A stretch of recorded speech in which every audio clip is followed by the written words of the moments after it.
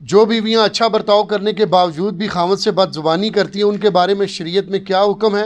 کیسے سمجھایا جائے کہ کچھ رہنمائی فرما دیں؟ یہ ہمیشہ سوال عورتوں کے اوپر کیوں آتا ہے؟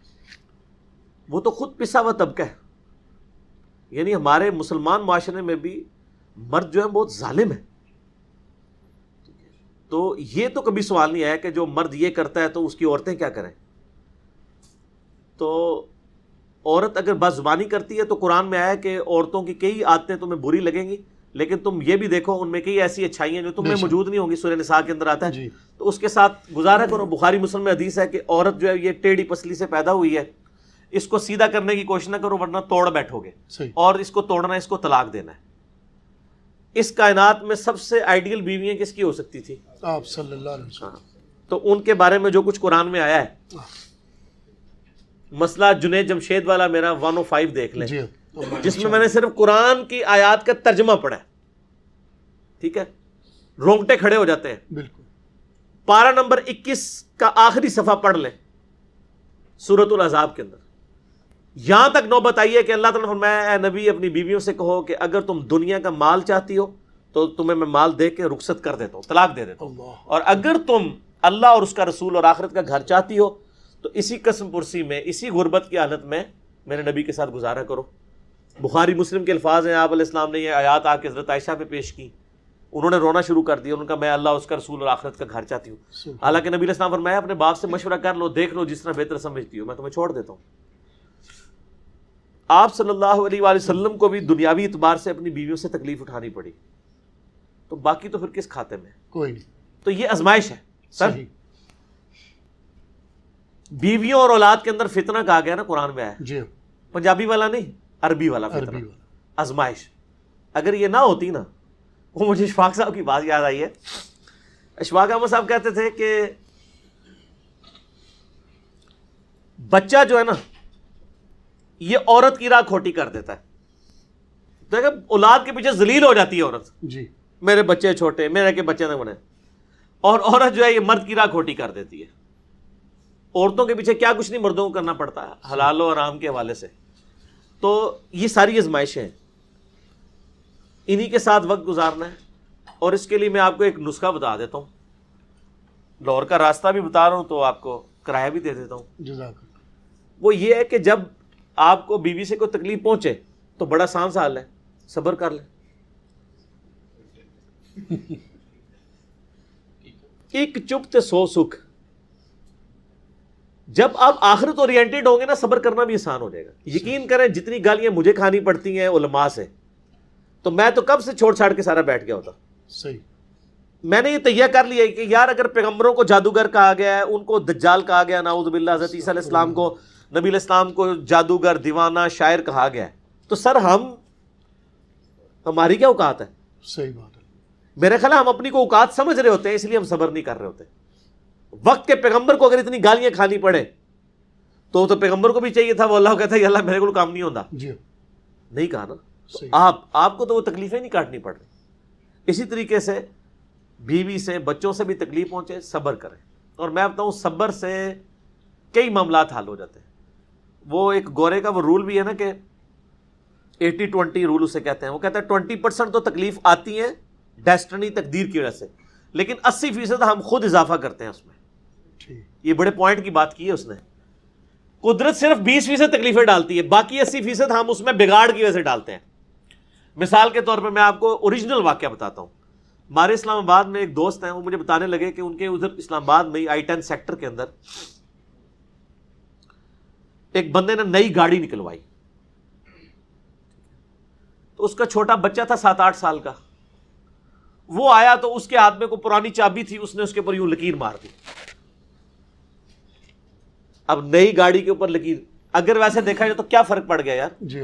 اگر اسی گاڑی میں ایکسیڈنٹ ہو اور اس کا بچہ مر جائے اور اس کو اس کے اگینسٹ آفر کی جائے کہ بچہ چاہیے نئی گاڑی، تو کیا کہے گا وہ بچہ؟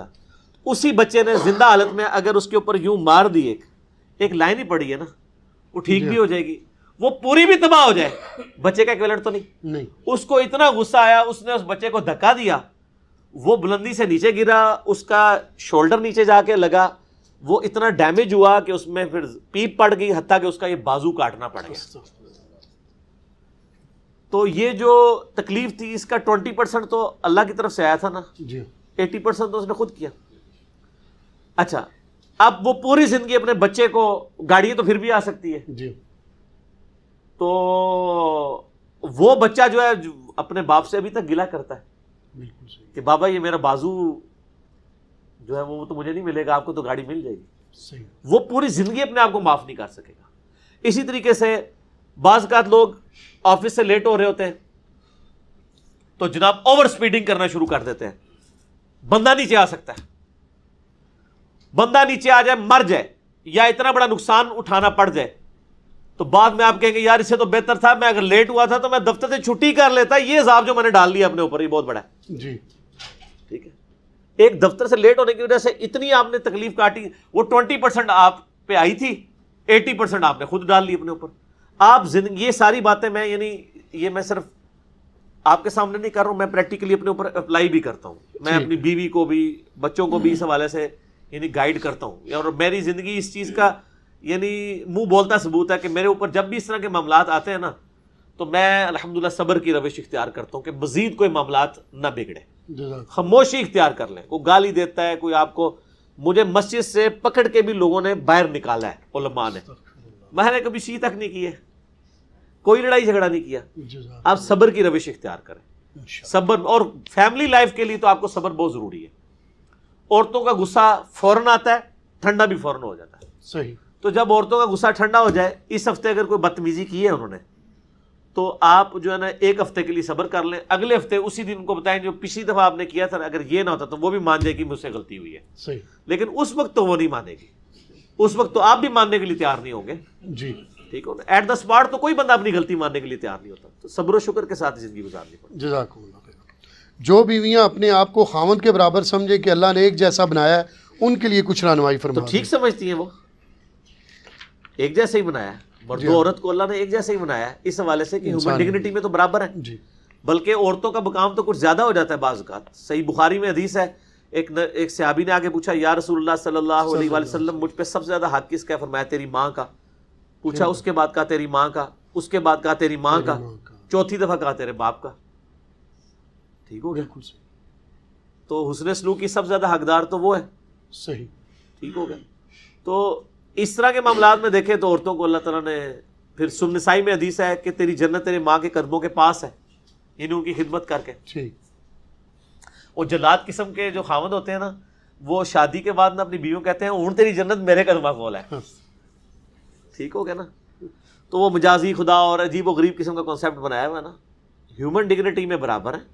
باقی قرآن یہ کہتا ہے الرجال قوامون علی النساء، مرد عورتوں پر حاکم ہے، اس حوالے سے کہ ان کے اوپر خرچہ کرتے ہیں. وہ مینیجریل پوائنٹ آف ویو سے دیکھا گیا. صحیح. ظاہر مینجمنٹ میں تو 72 سیٹر گاڑی ہے تو ڈرائیور تو ایک ہی ہوگا نا. 72 بندے تو یہ نہیں کہہ سکتے کہ جی میں باری باری چلانا ہے، ایک نہیں چلانا ہے نا. جی. جس کو چلانا آتا ہے باقی اس کے پیچھے رہیں گے. اور وہ جو ڈرائیور ہے وہ یہ نہ سمجھ لے کہ میں اب جب جہاں مرضی ٹھوک دوں جی میرے ہاتھ میں اسٹیئرنگ ہے، نہیں. تو یہ ایک بہت یعنی ایک موٹی سی مثال ہے. تو عورت کی عزت کریں، عزت کروائیں گے. عزت نہیں کریں گے، میں آپ کو ایک مثال دے دوں کہ اگر ایک مرد خراب ہو جائے نا اس کو تو ٹھیک کیا جا سکتا ہے. صحیح. ایک عورت خراب ہو جائے اس کو سارے مرد مل کے بھی ٹھیک نہیں کر سکتے. بالکل صحیح. اس لیے عورتوں کے ساتھ پیار محبت کا رویہ رکھے. صحیح بخاری میں حدیث ہے، نبی علیہ السلام نے فرمایا میں اپنے بعد سب سے بڑی آزمائش تم پر تمہاری عورتیں بیویاں چھوڑ کے جا رہا ہوں. بخاری مسلم میں حدیث ہے، نبی علیہ السلام ایک دفعہ سفر میں تھے تو عورتوں کا قافلہ الگ سے آپ مینج کرتے تھے. تو وہ جو عورتوں کے اونٹ ہانک رہا تھا نا بندہ، اس کو نبی علیہ السلام بار بار کہتے تھے آہستہ آہستہ ہانکو، شیشیاں پڑی ہوئی ہیں اس پہ. اللہ اکبر. یعنی عورت کو اللہ نے صنف نازک بنایا نا. تو نبی علیہ السلام یعنی یہ چیز کا بھی ریگارڈ کرتے تھے. صحیح. تو اب مجھے بتائیں جو اپنی بیویوں کو مارتے ہیں، ان کے اوپر تشدد کرتے ہیں، یہ اللہ کو کیا منہ دکھائیں گے؟ صحیح. اور اس کی وجہ سے بڑے یعنی میرے تک تو بڑے معاملات اس طرح کے پہنچتے ہیں. میں تو سوچ بھی نہیں سکتا کہ یعنی کبھی کوئی شخص اس طریقے سے بھی ظلم کر سکتا ہے. آپ کو اگر اللہ نے حاکم بنایا تو آپ اپنا حوصلہ بھی ویسا رکھیں. جزاک. ٹھیک ہوگا جی. باقی یہ حدیث ہے بخاری مسلم میں کہ میں نے عورتوں کی کثرت دوزخ میں دیکھی ہے اپنی زبان درازی مردوں کے اوپر کرنے کی وجہ سے. وہ سر مرد بھی پھر اس طرح کے ہو نا جی, تو مرد بھی بہت سارے دوزخ میں جا رہے ہیں عورتوں پہ ظلم کرنے کی وجہ سے. صحیح بخاری میں حدیث ہے کہ ایک عورت بڑی نیک تھی, اس نے ایک بلی کو قید کر دیا کہ وہ بھوکی پیاسی مر گئی, تو نبی علیہ السلام نے فرمایا کہ وہ دوزخ میں ہے. بلی تو جانور ہے, اور جو انسانوں کے ساتھ ظلم کرتے ہیں, کیسے کیسے ظلم نہیں کرتے ہیں, یعنی مرد عورتوں کے ساتھ کس کس قسم کی ان کو اذیتیں دیتے ہیں. اور خصوصاً ایسی عورتیں بیچاری جن کے یعنی پیچھے ماں باپ فوت ہو گئے ہوتے ہیں, بھائیوں کے یعنی وہ اس کے اوپر ہوتی ہیں, وہ پیچھے بھی نہیں جا سکتی, ادھر بھی ان کے اوپر پورا یعنی باہر کا غصہ اکٹھا کر کے نا وہ آ کے اپنی بیویوں پہ نکالتے ہیں. تو نبی علیہ السلام نے ویسے ہی تو نہیں فرمایا کہ تم میں سب سے بہتر وہ ہے جو اپنے بیوی بچوں کے لیے بہتر ہے. سر میری اپنی زندگی کا تجربہ ہے کہ جتنے خوش اخلاق میں نے باہر دیکھے ہیں نا, وہ اتنے ہی بد اخلاق ہیں اپنے گھر کے اندر, اللہ ماشاء اللہ. اور یعنی میں آپ کو پرسنل بتاتا ہوں, میں جتنا باہر ہوں نا بد اخلاق, اتنا ہی گھر میں ہوں. ٹھیک ہے, یعنی میں یعنی طبیعت میری تھوڑی سی اس حوالے سے ہے, یعنی وہ ظاہر ہے کہ یہ اسٹرکٹ طبیعت نہ ہو تو پھر مینیجبل فارم میں چیزیں نہیں یعنی کالج کے پرنسپل اگر سخت نہیں ہوگا تو وہ کالج تو نہیں چلا سکتا, وہ اس نے اڈاپٹ کرنی پڑتی ہیں اس کو چیزیں بعض اوقات معاملات. اور اس وجہ سے بعض اوقات کوئی ایسا ہوتا ہے, لیکن ایسا ہی یہ نہیں ہے کہ مطلب گھر جا کے تو مار کٹائی والا معاملہ ہے. اللہ کا شکر ہے نہ آج تک مارا ہے نہ مار کھائی ہے بیوی سے, ریکارڈ ہے ماشاءاللہ 14-15 سال کا. اور باقی یہ جو ہم کبھی اپنی مثال دے دیتے ہیں, یا میں اس کا یہ قطعاً مقصد نہیں ہوتا کوئی تکبر. میں بڑا حیران ہوتا ہوں کہ عمران خان صاحب جب کہتے ہیں نا میں کرکٹ کو سمجھتا ہوں, مجھے پتا ٹیم کیسے بنانی ہے, تو ان کو کوئی نہیں کہتا یہ بڑا متکبر ہے. وہ کہتے ہیں یار ٹھیک کہہ رہے ہیں, اس کی فیلڈ ہے. تو سر میں نے بھی اپنی زندگی کے 25-30 سال بخاری مسلم پہ لگائے ہیں نا, الحمدللہ. تو جب میں یہ دعویٰ کرتا ہوں کہ میں یہ وثوق سے کہہ رہا ہوں کہ اس طرح کی کوئی حدیث بخاری میں نہیں ہے, مسلم میں نہیں ہے, یہ فلان جگہ ہے, تو مجھے کہتے ہیں تکبر کر رہا ہے. میں اپنی فیلڈ, حالانکہ میرے دماغ میں تکبر ہوتا بھی نہیں ہے, میں اپنی وہ فیلڈ کی ایکسپرٹیز کا اظہار کر رہا ہوتا ہوں. اور میں حیران ہوتا ہوں کہ کرکٹر پہ کوئی نہیں بولتا, سیاستدان پہ کوئی نہیں بولتا. اگر کوئی مذہبی یعنی پیشوا اس حوالے سے کہ لوگوں کو دین سکھا رہا, وہ ایسی بات کہتے ہیں بڑا آکڑے ہوا ہے. آکڑا وہ بندہ ہے میرے بھائی کہ جب آپ کوئی ایسا شخص ہو جو عبادت بھی کروا رہا ہو اور آپ سے نذرانے بھی بٹور رہا ہو, اس کو آپ یہ باتیں کریں. جو آپ کو اپنی جیب سے کھلا رہا ہو, جتنے ہی مہمان آتے ہیں ہر اتوار, آپ دیکھ لیں ہمارا ہزاروں کا خرچہ ہوتا ہے, تو سارا اپنی جیب سے اللہ کی مدد سے کر رہے ہیں, تو ہمیں تو حق پہنچتا ہے. لیکن ہم پھر بھی کسی کو ڈانٹتے نہیں ہیں, میں ویسے بتا رہا ہوں یہ نہ کوئی آئی نا. تو یعنی میری یعنی طبیعت پرسنلی میں یعنی میری طبیعت میں بہت زیادہ مزہ ہے, اور مزہ والا شخص ہی پھکیاں دے سکتا ہے, اینٹی وینم دے سکتا ہے, الزامی جواب دے سکتا ہے. ورنہ ہم سکا سڑا بندہ یہ کام نہیں کر سکتا.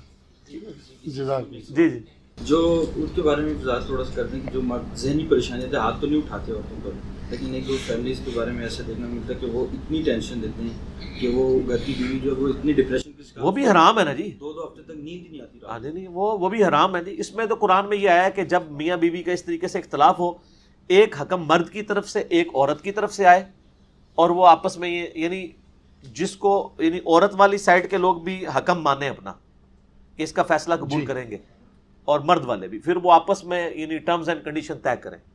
اور اگر آپ کو یہ اندازہ ہو جائے کہ یہ بیانڈ ریپیئر ہے, تو فوراً سے پہلے خلا کی طرف چلے جانا چاہیے, اگر یہ ساری چیزیں اسٹیبلش ہو جائے. یہ جو لوگ زبردستی نکاح چلاتے رہتے ہیں نا, ایک بچہ ہوا, 2 ہوئے, 3 4, پھر 10 سال کے بعد پھر بھی اولاد یہ ہو ہی جاتی ہے, تو اس وقت بڑا کام بگڑ چکا ہوتا ہے. صحیح, ٹھیک ہو گیا. اس لیے اس طلاق کو حلال رکھا گیا ہے, ناپسند ضرور ہے لیکن حلال ہے, کہ بسا اوقات جینورلی طلاق لینی پڑ جاتی ہے. ٹھیک. اسی طریقے سے بعض اوقات شادی کے بعد یعنی مرد جو ہیں وہ یعنی یہ ابھی جو بے اولادی والے معاملات چل رہے ہیں, اس میں اکثر اوقات یعنی مردوں کے ساتھ بھی اس طرح کا معاملہ نکل آتا ہے, صرف عورتوں کے ساتھ نہیں, بانجھ پن مردوں میں بھی بانجھ پن ہوتا ہے. تو وہ تو بہت کم ہوتا ہے کہ ان کی بیویاں طلاق لے لیں, لیکن ادھر مرد جو ہے وہ دوسری تیسری کے لیے ایڑیاں اٹھا کے دیکھ رہا ہوتا ہے. ٹھیک ہو گیا. تو یہ بھی تو دیکھنا چاہیے. اور میں کہتا ہوں اکثر ایک عورت جس کا مرد بیمار ہو جائے, پوری زندگی اس کی خدمت کرتی رہتی ہے, اور اس کے اگینسٹ اگر عورت بیمار ہو جائے تو مرد تو جناب دوسری تیسری شادی چھپا کے کر بیٹھتا ہے. تو پھر دیکھ لیں آپ فرق کتنا ہے. دوسری طرف یہ مجازی خدا بنے ہوئے جعلی قسم کے, اور حالت یہ ہے. تو پھر سر خدا آپ کو بڑا شوق ہے بننے کا مجازی, تو پھر خدا والا حوصلہ بھی رکھے نا. خدا تو عطا ہی عطا ہے, لیتا کسی سے نہیں, دیتا ہی دیتا ہے. تسی خدمتیں کرانے رہتے ہو, چھڑے ہی خدا بنے ہوئے ہو, مجازی خدا. ٹھیک ہو گیا جی. جزاک اللہ.